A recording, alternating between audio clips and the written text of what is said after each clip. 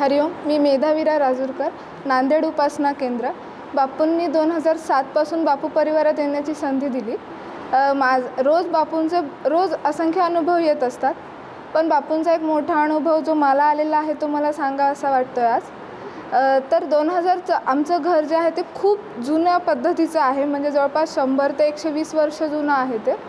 आणि 2014 साली पावसाळा म्हणजे श्रावणामध्ये म्हणजे दुसऱ्या सोमवारी आम्ही असं स्वयंपाक करत होतो आणि त्यावेळेला रोज हे घर थोडं थोडं गळतच होतं, परंतु त्यावर्षी जरा जास्त जीर्ण झाल्यामुळे ते जास्त गळत होतं। आम्ही स्वयंपाक करत होतो, सोमवारचा संध्याकाळची वेळ होती आणि स्वयंपाक करत असताना एकदमच थोडीशी माती गळाली। त्यावेळेला वाटलं ठीक आहे, हे रोजचंच आहे, म्हणजे खूप काही मोठं नाही आहे।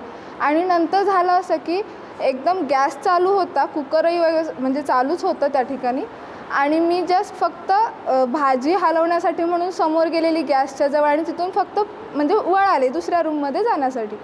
आणि त्या स्वयंपाकघराच्या अगदी समोर बापूंचा फोटो ठेवलेला होता, एक छोट्या पाटावरतीच।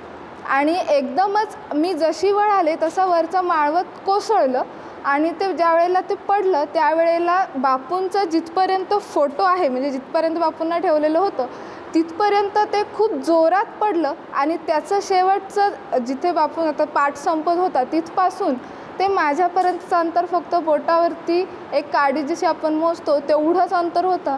आणि त्याच ठिकाणी गॅसही चालू होता, कदाचित स्फोटही होऊ शकला असता, परंतु बापूकृपेने हे काहीही न होता अगदी फुलासारखं अलगद मला बाजूला केलं असं मला प्रकर्षाने जाणवलं त्या दिवशी। आणि त्यानंतरसुद्धा वर्षभर ते घर तसंच बंद होतं। आणि ज्या दिवशी आम्ही तिथून बापूंचा फोटो हलवला वर्षभरानंतर, त्या दिवशी पुन्हा उरलेला भाग पडला, तोपर्यंत तो भाग तसाच होता।